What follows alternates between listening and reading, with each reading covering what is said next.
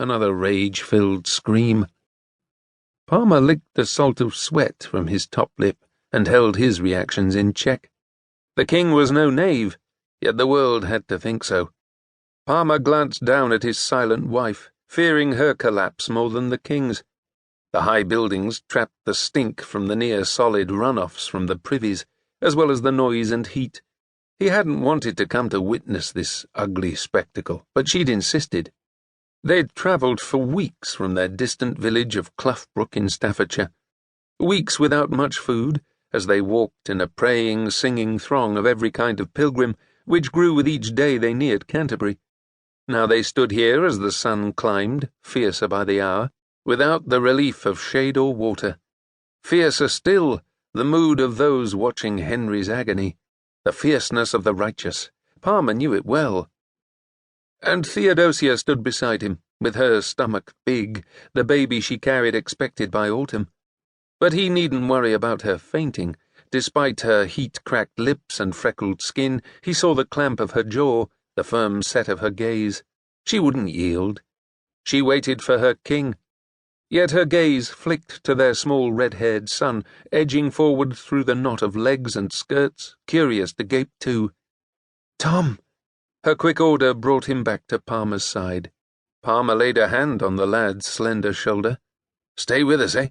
Can't have you getting lost." Not much chance of that. Becket himself could come down from the clouds, and Theodosia would still have an eye on the boy. There was a crack as another scourge met the royal flesh. The crowd let out a fresh roar, drowning Henry's cry of anguish. Hands, fists, and staves pressed at Palmer's back, tried to force past him to gape closer. He swung his son off his feet and plunked him on his shoulders as he held Theodosia to him with his other arm. He turned to those behind him. "Stop your shoving, you hear me?" A fat pilgrim with an even fatter wife glared at him. "You ignorant farmer!" With his breath a blast of tooth rot, the man's face shone with rage and heat.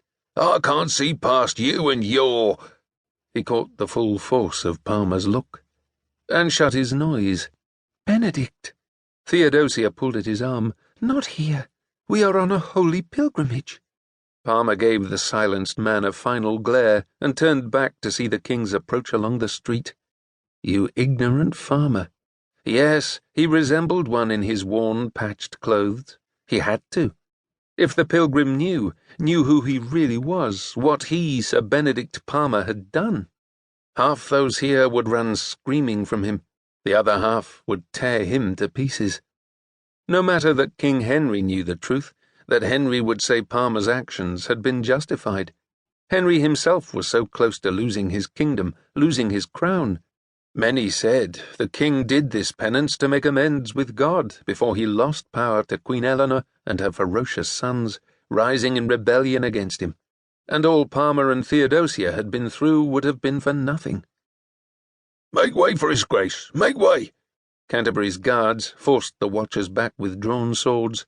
Shoved aside too, Palmer took a half-step to steady his stance. Tom's small hands clutched tightly at Palmer's hair. "All right, son?" "Yeah." His son's high voice hardened his resolve. Forget knighthood, kingdoms, battles. The murder of Archbishop Thomas Becket in Canterbury Cathedral, the murder that Henry now did penance for, the murder that he, Sir Benedict Palmer, had been present at.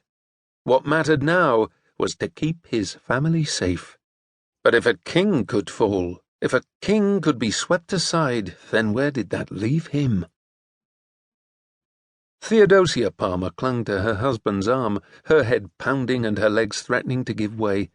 Around her, the tightly packed, rough-clothed strangers robbed the air from her as their shouts of hate pulsed in her ears. Hate for Henry, her king. Henry, her father. The father who had allowed her and Benedict to be together. The father who protected their secret and continued to keep them from harm. She shook her head to clear her faintness. She had to hold on. She had come this far. The crowd had been firmly parted for the king's approach by soldiers. Across the street on the other side, the sight of the waiting, accusing faces, distorted in their yelling, vicious hostility, wavered before her. "There's the sinner!" came the cry from the pilgrim.